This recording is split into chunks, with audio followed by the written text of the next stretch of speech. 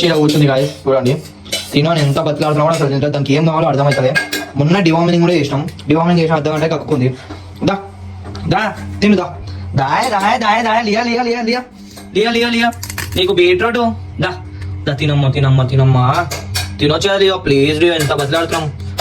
తినమ్మా తింటే దామా దామా ఏమైంది చెప్పు. నీకు ఏమైంది నీకు ఏం కావాలి చెప్పు. లియో కోసమే అదైతే ఫుడ్ అయితే తింటలే కదా. ఇక షాప్కి అయితే వచ్చి పెరుగు ప్యాకెట్ తీసుకున్నా.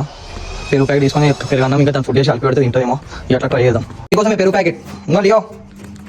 ఇక పెరుగుతోనే తింటావు కదా పెరుగు చేసి కలిపి పెడతాం. ఓకేనా నడు.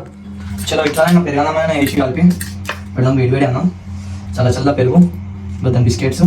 అమ్మ ప్లీజ్ లియో ప్లీజ్ ఇంత బతిలాడుతున్నావు లియో ఎవరు బతిలాడుతావు చెప్పేద్దాం. చలో గైస్ ఫైనల్ అయితే తింటుంది లియో. I'm full happy. చాలా అమ్మ తృప్తి. దాని సెంటిమెంట్ చూడు బతిలాడి బతిలాడి విధంగా తింటుంది. ఫైనల్లీ అయితే తింటుంది. హ్యాపీ.